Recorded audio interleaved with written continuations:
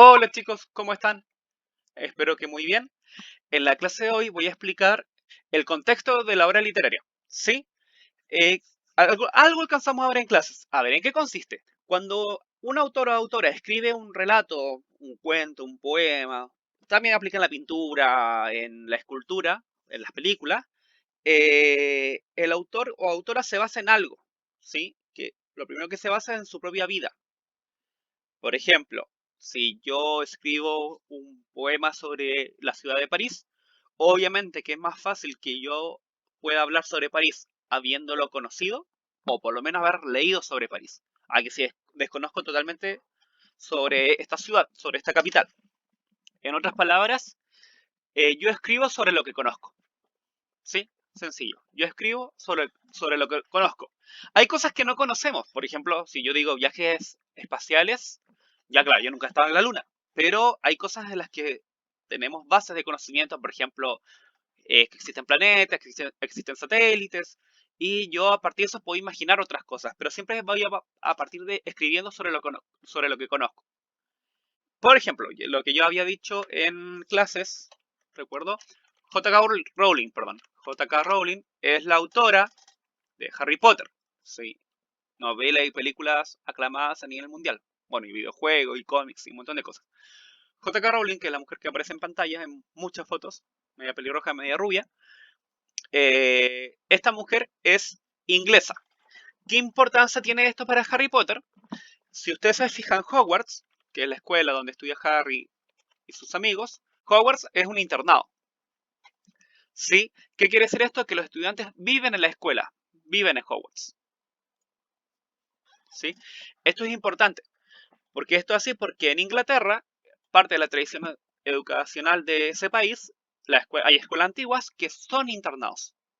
¿Me entienden? Entonces, ¿por qué Hogwarts es un internado? Porque J.K. Rowling, en su experiencia como autora, como inglesa, buscó reflejar esta realidad inglesa. ¿Sí? Esto es importante. ¿Por qué esto es así? Porque en Inglaterra, parte de la tradición educacional de ese país, hay escuelas antiguas que son internados. ¿Me entienden? Entonces, ¿por qué Hogwarts es un internado? Porque J.K. Rowling, en su experiencia como autora, como inglesa, buscó reflejar esta realidad inglesa. ¿Sí? Es un caso particular. Otro caso, por ejemplo, de cómo influye dónde creciste o cómo te educaste o de qué país eres, es mucho más directo. Ana Frank. Ana Frank es una novela basada en un diario de vida que se muestra ahí en la imagen de la izquierda, de esta muchacha, que en realidad no se llama Ana Frank, tenía otro nombre, de ascendencia judía. ¿Y en qué consiste su historia? Ella, bueno, estamos hablando de la Segunda Guerra Mundial, los nazis contra el mundo.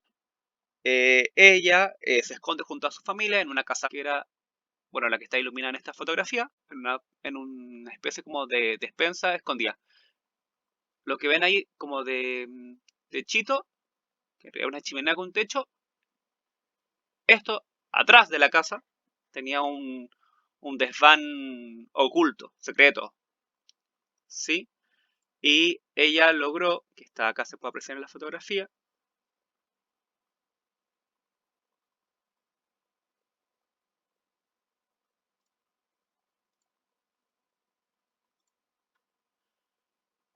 ven, oculto detrás de acá, lo que parecía ser un librero, falso. Ah, acá está la fotografía, perfecto. Ella, ahí pueden ver la entrada. Esto obviamente está con un vidrio para protegerlo.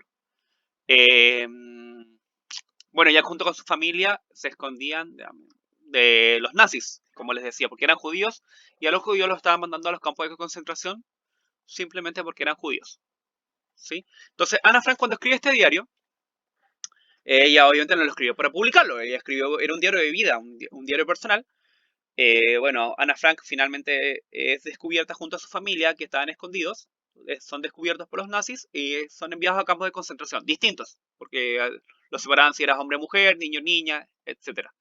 Entonces a Ana Frank la enviaron a un campo de concentración y ella muere. Su padre sobrevivió, va al campo de concentración donde está su hija, y entre las cosas que habían, que imagínense, entre todo lo que uno puede encontrar en una situación así, cadáveres y todo eso, él encuentra, perdón, el diario de vida de su hija. Y decide, cambiando los nombres para que no sea tan duro, decide publicarlo porque la gente, la historia, no se olvida esta historia, lo terrible y para que no vuelva a ocurrir. Y decide publicar el diario de Ana Frank como libro. Entonces, lo interesante aquí es que Ana Frank, cuando pasa de ser de diario de vida a libro, en el fondo Ana Frank escribe en el fondo es una especie de autobiografía, es un diario de vida, por ende, influye directamente su experiencia de vida en lo que ha escrito. Lo mismo ocurre con el contexto de la obra literaria que se refiere específicamente al entorno social, político, histórico y cultural que rodea al artista. ¿Sí? Por ejemplo, Ana Frank, Segunda Guerra Mundial, Holocausto nazi, los judíos están siendo perseguidos, los homosexuales, los gitanos, etcétera. O sea, todo eso marca sobre qué escribe ella, en su caso un diario de vida, mucho más obvio. En otros casos, por ejemplo, qué sé yo, si yo escribía en Chile un libro en los 90, probablemente iba a tener que ver con la democracia, con la salida de la dictadura. O, por ejemplo, si yo escribía, no sé, qué sé yo, antes del 73, tal vez sobre lo que estaba ocurriendo como sociedad en los mercados, la unidad popular, ¿sí? Si hubiese nacido, no sé, si hubiese nacido tal vez en la antigua Grecia, hubiese escrito sobre los dioses, Zeus, Poseidón, qué sé yo, historia de Hércules, ya me entienden. El contexto en el que estoy inserto, donde nací, donde me crié. No importando a qué disciplina pertenezca, ya sea música, plástica o literatura. ¿Me entienden? En las películas pasa mucho igual esto. Sí, acá no está mencionado, pero en las películas pasa mucho. Por ejemplo, cuando fue la Segunda Guerra Mundial, hay una película muy interesante, pero muy lenta, que se llama El ladrón de bicicletas. Ya es otro tipo de cine. No es el cine de Schwarzenegger. En El ladrón de bicicletas es una película italiana de, que fue filmada después de la Segunda Guerra Mundial. A Italia le fue muy mal en esta guerra. ¿Sí? Entre otras cosas, por los bombardeos. Eh, esta película trata sobre un padre de una familia muy humilde que está con su hijo, tiene a su mujer, y él era cartero, una cosa así. Bueno, para lo que sea, él necesitaba su bicicleta para ir a trabajar. Sí, ni siquiera tenía auto. Él necesitaba su bicicleta y le roban su bicicleta. ¿Sí? El título de la película es tremendo spoiler. Le roban su bicicleta y la película trata de cómo él busca recuperar su bicicleta para poder trabajar. ¿Me entienden? Para poder trabajar. ¿Qué tiene interesante esta película y por qué la estoy mencionando? Porque... Eh, vamos a ver una foto buena.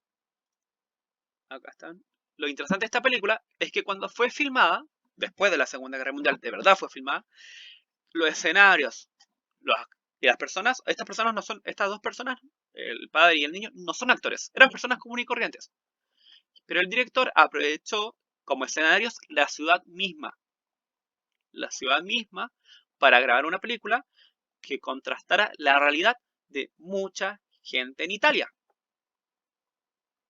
Gente que estaba haciendo lo imposible para conseguir trabajo, para ganar unos par de pesos, para poder sobrevivir.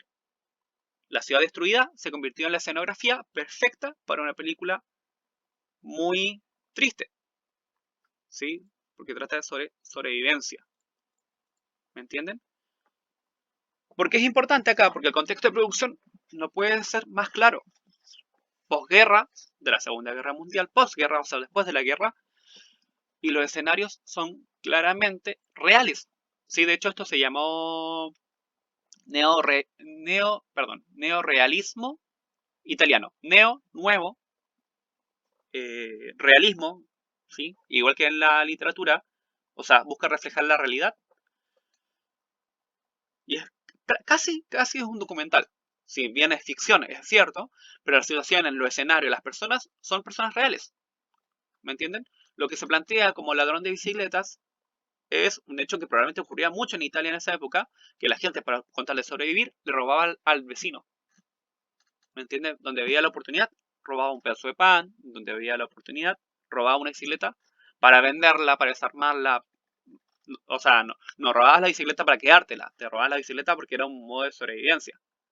¿Me entienden? Entonces, por ejemplo, acá el contexto de producción es Italia de posguerra. ¿Sí?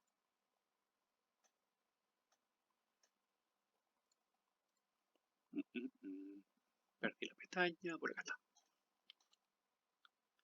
Entonces, eh, esto se denomina contexto histórico cultural. ¿Sí? El contexto histórico cultural, porque como bien sabemos, la historia no es solamente fechas, también son procesos, fenómenos. Tiene que ver con sociedades, microsociedades, porque yo digo la sociedad chilena, pero la sociedad chilena está compuesta por muchas subculturas.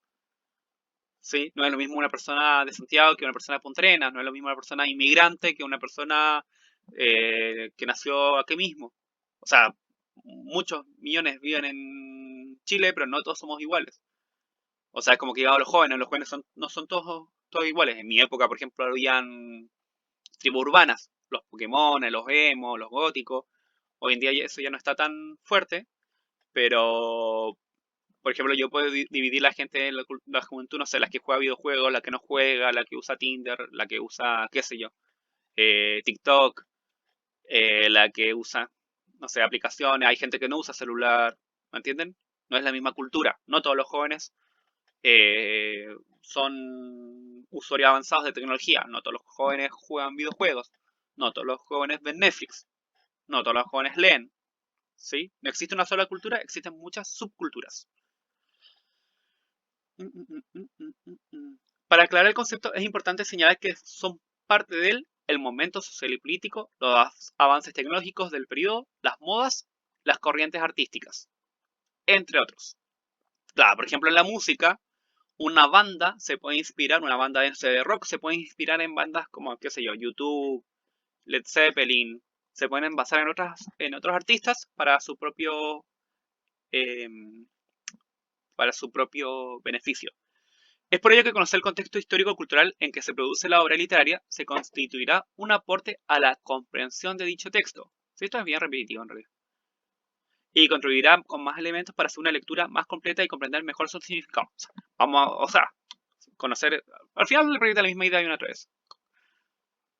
Lo importante es que va a aportar elementos para la mejor comprensión de la obra, sea un libro, sea un cuento, lo que sea. ¿Sí? También es posible que para conocer una época, un lugar o un oficio determinado se recurra a la literatura, detectando las señales atrás del lenguaje y de las referencias sociales y culturales que se hagan en el texto. Otro ejemplo es el que veíamos en Martín Rivas, que estaba por acá arriba. Acá está.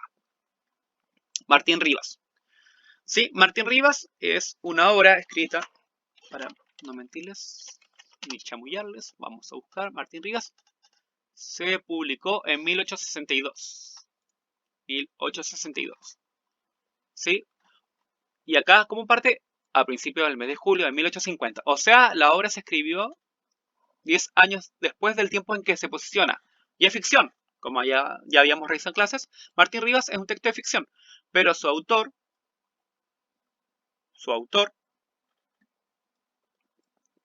Alberto Blesgana, si no me equivoco, él se basó en la historia, en el Chile de su época. Temas políticos, en cómo se vestía la gente de la provincia, en cómo se vestía la gente de la capital, costumbre, la forma de hacer la fiesta. Por ejemplo, en Martín Rivas aparece ¿cómo decirlo? Los antepasados de la cueca, del baile nacional, ¿sí? El antepasado, por decirlo así, el baile antes del baile de la cueca. Explica dónde se celebraba, a grandes rasgos, en qué consistía, ¿sí? Que era el baile de moda en ciertos grupos sociales. La gente de alta alcurnia no bailaba cueca en esa época. Sí, era algo más de los barrios bajos. Entonces, por ejemplo, Alberto Vélez Gana, él se basa en lo que él conoce, en la vida que lo rodea, la política de esa época. Pues eso, chicos, hasta el próximo video.